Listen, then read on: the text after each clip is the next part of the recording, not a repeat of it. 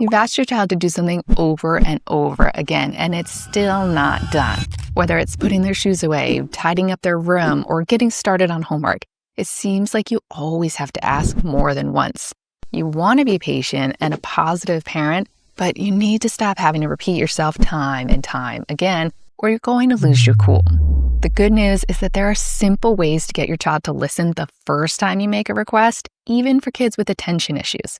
Today, I'm sharing 3 proven strategies that will help your child focus on your requests and become what I like to call first-time listeners. Wait until you hear tip number 3. It completely turned things around when I started using it with my 4 kiddos. Now, when thinking about how to get your child to listen the first time you make a request, we also have to think about why they're not listening. One reason is that it can be hard for them to understand how important that request is to you, which brings us to the first tip. Let your child know why you're making the request. So let's take the example of a child who frequently leaves their shoes out in the entryway instead of putting them in the shoe cubby or the shoe closet, whatever you have in your home.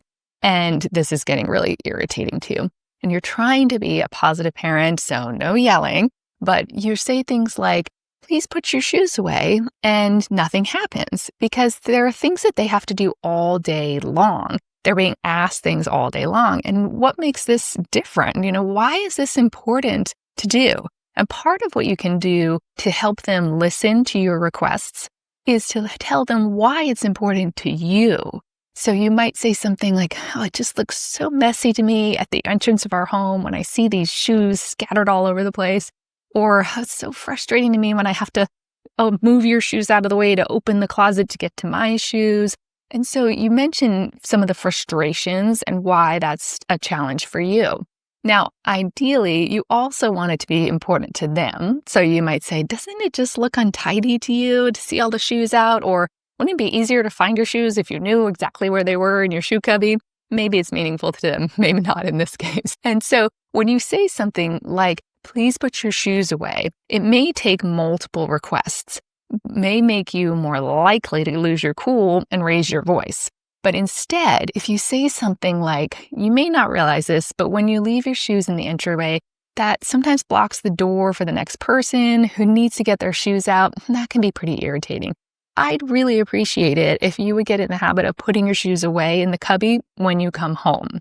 So one great thing about positive parenting is that it creates positive connections, and your kids actually care about your thoughts and your feelings just as you care about theirs. And so we're using this to your advantage here. You're hoping that by having that positive connection with them, they're actually going to care when you ask them to do something for you, and they'll be more likely to then do it. So wrapping up on tip number 1, children do not always see things the same way that we do, especially when it comes to seeing how their actions may affect another person.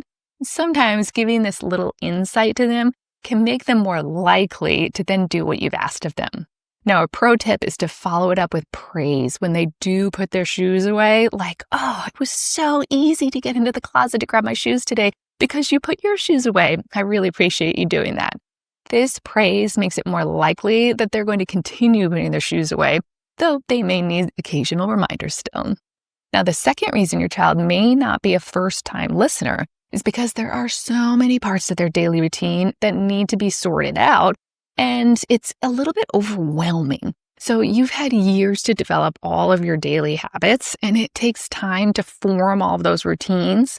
One thing that we can do for our kids is to help provide visual reminders in addition to our verbal reminders. So let's take that shoe example again.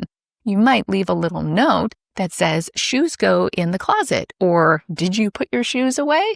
And have it where they'll see it right when they come home. Or let's take the example of your child needing to clean their room. This is a common one that often needs multiple reminders. Let me know in the comments if this is one that comes up for you, or if there's something else that you find yourself having to do a lot of reminders on with your kids.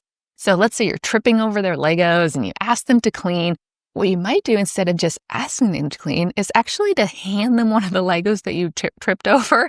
So this is both a visual and a tactile cue, and it brings to life the importance of the task. Like, oh yeah, I can see how this was frustrating for mom to step on that. This is my little reminder. I gotta go do that. Gotta go clean up the Legos right now. And these reminders are great because then they don't forget on the way to your room when they get distracted by 10 other things. they still have that Lego in their hand. And so when they get there, they remember, oh yeah, I'm supposed to be cleaning up the Legos. What you might do as well is put a little note on the Legos and say, thanks for cleaning these up.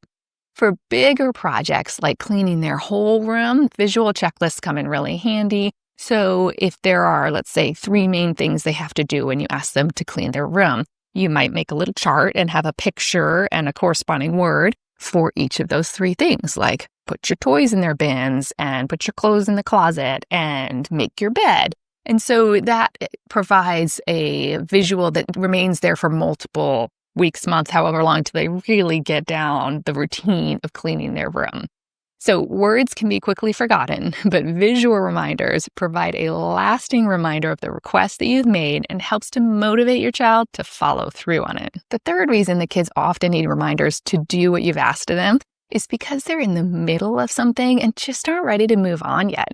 So as much as we want everything to be done right away, being a little more flexible and recognizing that your child may need more of a transition to switch from one activity to the next can make your requests far more likely to be completed without nagging. So it's hard to switch from playtime to cleanup, for example. It's even harder to switch from playtime to homework time. And you can help your child by providing a gradual transition. You can provide verbal countdowns. So you might say, we have 5 minutes left until we need to start cleaning up. Okay, now we have 1 minute left until we're ready to start cleaning up. And this is a game changer for all types of transitions. For example, if you're leaving the playground or a play date, it can make that transition so much smoother. Now, even better would be to also provide a visual countdown. So maybe your child likes to have a countdown on your phone, or maybe you have an hourglass timer. And that way they can really keep an eye on, okay, 5 minutes. This is what I'm going to do for 5 minutes. And okay, 1 minute. Okay, time's running out. So that could be an extra helpful countdown there. Now, countdown transitions are incredibly powerful. But the thing that I always stress to parents in my coaching program is the importance of consistently following through on the countdown. So if you say 5 minutes, then you really have to mean 5 minutes. So really try not to get caught up in another project yourself or caught up in a conversation with another parent at the park and let more time go by. Set a timer if you need to, but return in 4 minutes for the 1 minute reminder. And then again, 1 minute later, and make the request that your child move on to the next activity at that scheduled time. Because when you consistently follow through on countdowns, your kids learn that transition is going to take place, and they learn to make the most of that last 5 minutes, and they're more quick to respond to your request to start cleanup when their time is done, or leave the park when it's time to head home. Now that you have the 3 tips to help your child listen the first time you make a request, another common question that I get from parents is what to do when their child's not just forgetting or ignoring your request, but actually refusing to do what you've asked of them. And that's what my next video is all about. Keep up the good work on your amazing parenting journey.